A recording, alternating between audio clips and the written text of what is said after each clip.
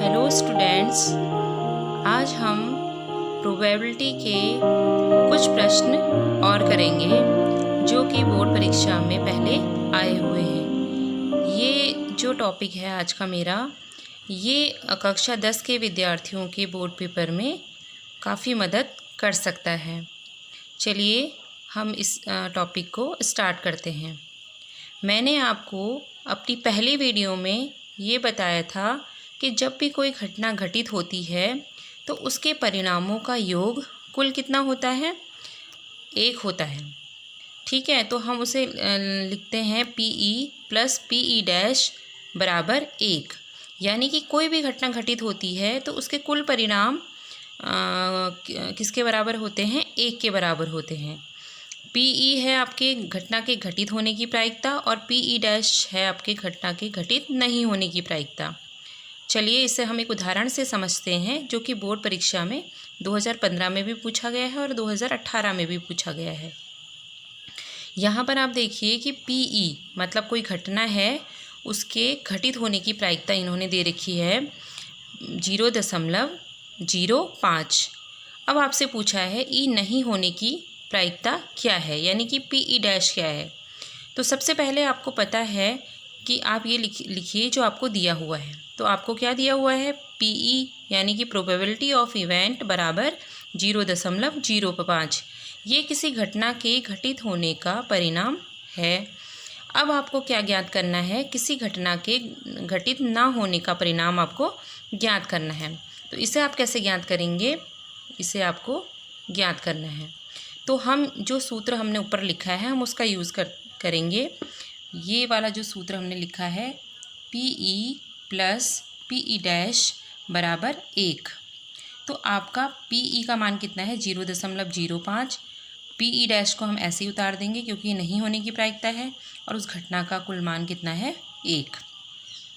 अब PE dash बराबर 1 अपने स्थान पे रहेगा और ये जब इसका पक्षांतर होगा 0.05 का, मतलब कि इसकी साइड चेंज होगी, ये इधर आएगा, बाएं से दाईं ओर आएगा, तो इसका चिन्ह चेंज हो जाएगा। इसके आगे कोई भी चिन्ह नहीं है तो हम समझेंगे कि यहाँ पर प्लस था। जब ये चेंज होगी इसकी स्थिति तो ये माइनस हो जाएगा।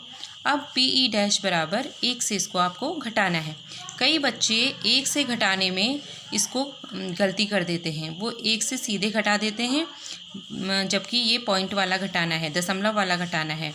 तो यहाँ से जब इसकी स्थिति चेंज होगी तो हम इसको 1 को हम लिख सकते हैं 1.00, इसको 1 को हम लिख सकते हैं 1.00 और ये है हमारा 0.05। मतलब दशमलव के इधर हमने 2 जीरो लगाए हैं तो कोई फ़र्क नहीं पड़ेगा, लेकिन दशमलव के इधर आपके 0 और 5 है, इससे काफ़ी फ़र्क पड़ सकता है। आप इसको घटाएंगे। अब आप 0 में से 5 नहीं घटा सकेंगे, आप यहाँ से एक हासिल लेंगे। तो जब आप यहाँ से हासिल लेंगे तो यहाँ से एक आपने हासिल लिया तो ये 10 हुआ, 10 ने इसको दिया एक और तो ये भी 10 हुआ। तो 10 में से 5 गया 5, उसके बाद यहाँ बचेगा 9 और यहाँ पर कुछ नहीं, तो ये कितना आ गया? 0.95। अब हम अपने आंसर को चेक कर लेते हैं कि हमारा आंसर सही है कि नहीं है, क्योंकि PE हमारा जो मान है, PE का मान दे रखा है और PE डैश नहीं होने का परिणाम हमने निकाला है। तो उन दोनों का कुल योग 1 के बराबर आना चाहिए। जब हम उनको जोड़ेंगे तो इसका मान 1 के बराबर आना चाहिए। तो 5 और 5 को हमने जोड़ा तो कितना आया? 10 आया और हासिल यहाँ 1 लगा। 9 में से 1 गया 10 और यहाँ 0 है तो हम पूरा उतार लेंगे और 2 अंकों के बाद एक दशमलव जोड़ते वक्त इनको काउंट करेंगे और यहाँ पे दशमलव लगा देंगे।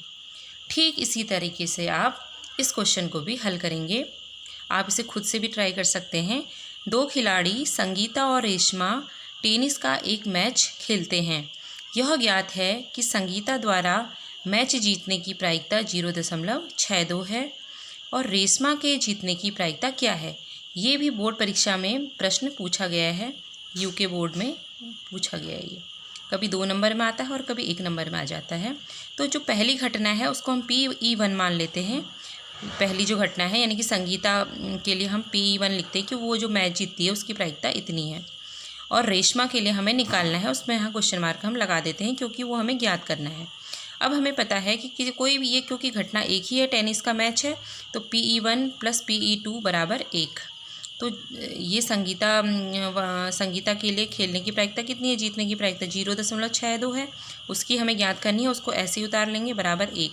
अब यहाँ भी PE2 ऐसे ही रहेगा। अब ये जो है इसकी साइड चेंज करेंगे, ये बाएं से दाईं ओर जाएगा तो ये माइनस में हो जाएगा। अब 1 से इसको कैसे घटाएंगे, कोई बच्चे क्या करते हैं कभी कभी 0.62 ऐसे ही रहेगा, उसमें से 1 रख के घटा देते हैं, 0.61 लिख देते हैं।